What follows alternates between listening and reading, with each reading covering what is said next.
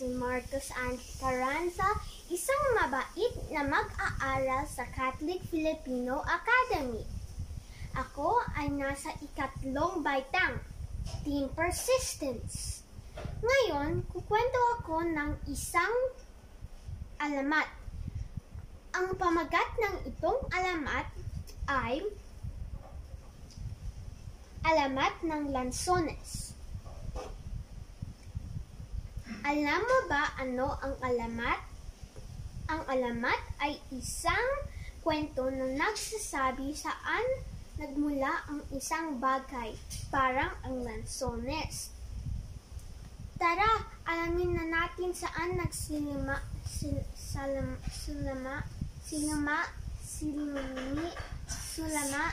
kung saan nagsimula ang lanzones.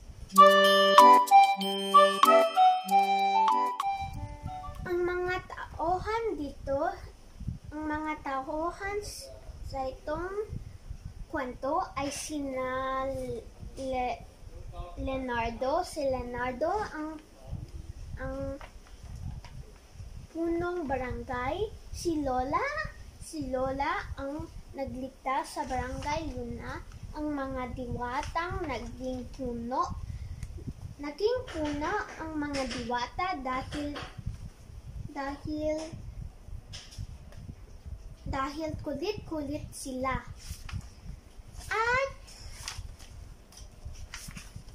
At si Bathala ang nagpasurahan sa mga diwata. Ayon ang mga tauhan sa itong alamat. Ngayon, kukukwento ako ng alamat ng lanzones.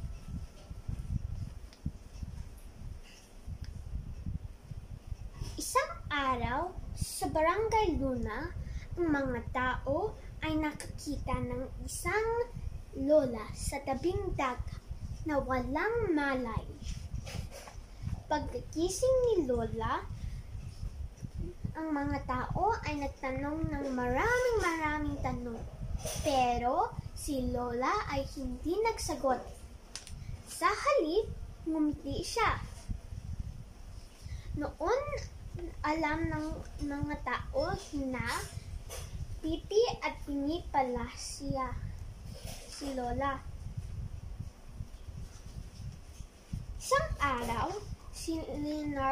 Isang araw, nakita ni Leonardo na si Lola ay nagtitingin sa burol. Lola, sabi ni Leonardo, huwag mong umakyat dyan dahil meron itim na prutas na naglason. Pero si Lola ay hindi nagsalita. Sa halip, ngumiti siya. Noon naalala ni Leonardo na pingi pala si Lola.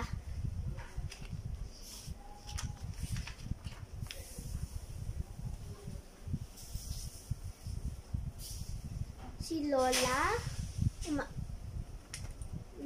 continued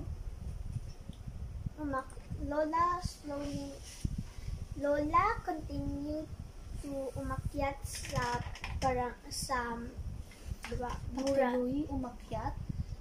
Patuloy umakyat si Lola sa burol.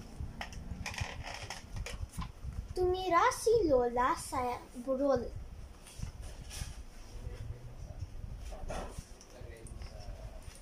Isang araw, isang malakas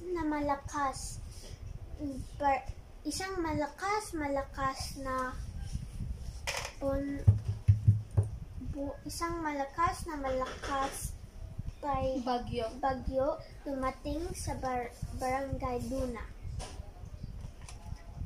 Tumuloy si Lola sa mga tao, sa mga bahay. Pero ang mga bata ay gutom na, pero walang pagkain. Dahil ito,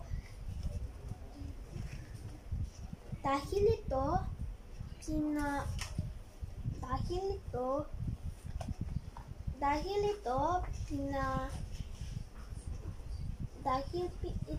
Pinitas.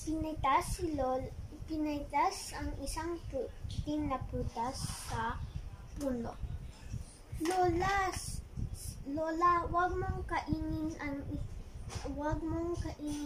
ang itim na prutas dahil lason yan, sabi ni Leonardo. Pero si Lola ay hindi nakinig sa mga tao na tumitigil sa kanya. Kumain si Lola ng itim na prutas. Pero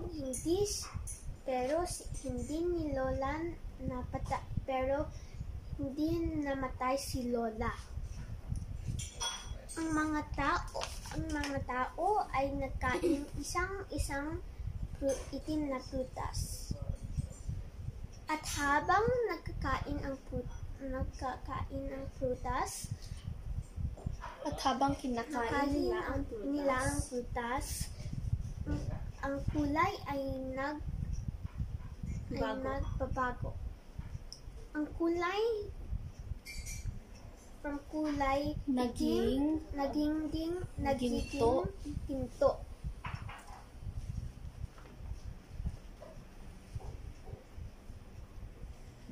Tumira sila sa burol ng 3 araw. At pagtapos bumalik sila sa Barangay Luna. Pero hindi nila nakita si Lola. Nagsimula nila magtanim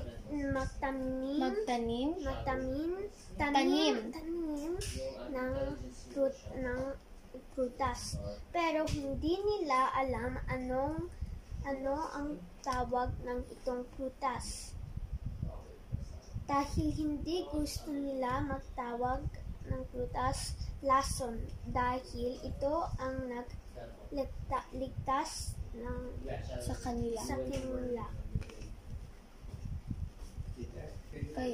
Kaya tinawag nila ang prutas lansones.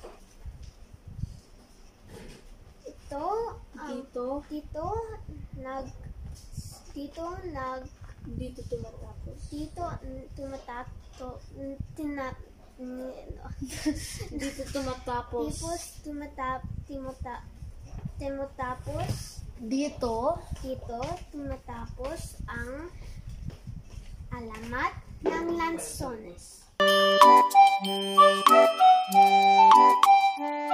Bagong salita. 1. Dalampasigan. Tabing dagat. 2. Burol. Isang uri ng anyong lupa na mas mababa sa bundok. 3. Humupa. Tumigil. 1, 2, 3, 4. Nagsiyasat. Naghanap o imbestiga. 1, 2, 3, 4, 5. 5. Sinilanta, sinira, o winasak. Ito ang mga bagong salita.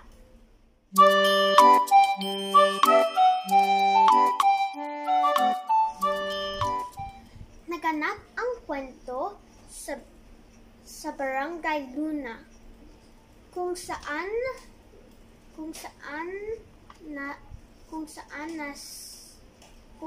nakita si Lola. At naganap ang kwento din sa burol.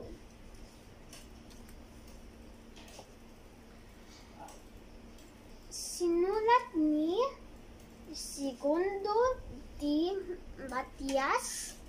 Guhit ni Glenda Grace Lapid.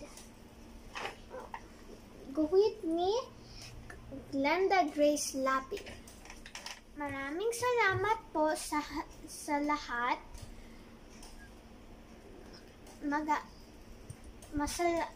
Magandang umaga po sa lahat.